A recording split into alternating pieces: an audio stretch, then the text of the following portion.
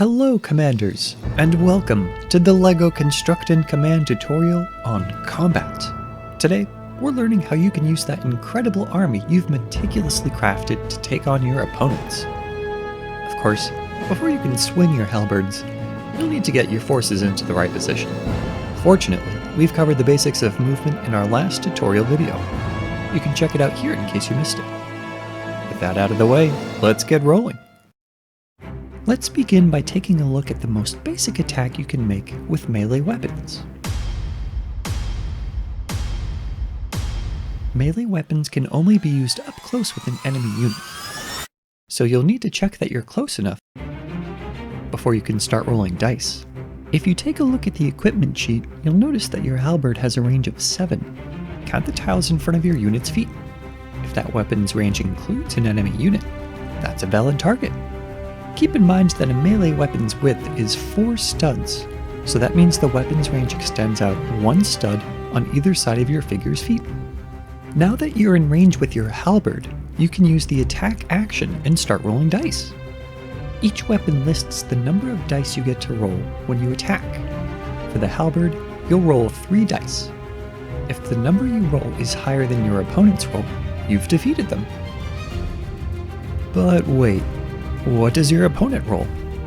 Well, medieval units have a base defense of 2 dice, so without anything else to help them out, they're rolling 2 dice against your 3 dice.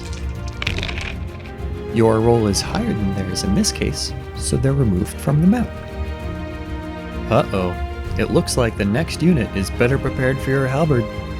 A unit equipped with a shield can use the defend action on its turn. This one is carrying a powerful tower shield. Using defend with a tower shield gives it an additional die to roll when it gets attacked. So now it's 3 dice against 3 dice. In this case, the defender was able to tie or beat the attacker's roll, so the defender survives this attack. Defenders may win ties, but attackers have a different advantage called attrition. Each time a unit has been hit, but survives, it gets an attrition penalty that lowers the defender's roll by 1 for each point of attrition. Fortunately, we've got backup to take advantage of that attrition.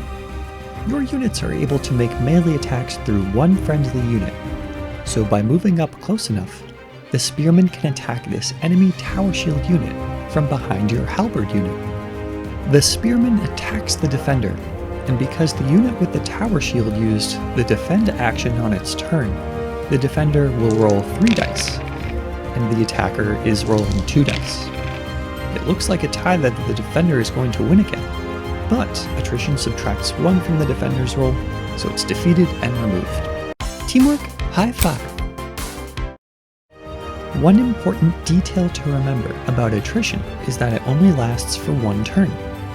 That keeps down the number of things you have to keep track of from turn to turn, but still lets you pile onto one pesky unit that you really need out of your way. Since a unit that survives a turn will reset its attrition, you'll have to choose your targets carefully. One helpful way to add attrition is by using ranged attacks. Because they can be used much further away than melee attacks, they can try to finish off enemies that you couldn't defeat with melee units, or try to soften them up for when the melee units attack. To check if they're in range, you'll want to use your own 22 stud-long rangefinder to check the distance between units. If the rangefinder can touch the middle of both units' heads, they're in range. Unlike melee weapons, which always successfully hit enemies, ranged weapons are not guaranteed to hit just because they're in range. Instead, you'll roll a 20-sided die, also known as a D20, and check it against the weapon's accuracy on the equipment sheet. For a bow, you have to roll an 11 or greater in order to hit. If you roll a 19 or 20, you'll critically hit the defending unit. Rolling 10 or lower would mean your shot misses, and your unit has spent its action.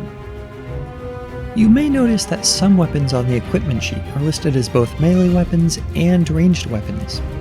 If you're really in a pinch, you can throw a dagger within 10 studs of an enemy unit, or a spear within 15 studs of an enemy unit to deal more damage than you could with their melee actions.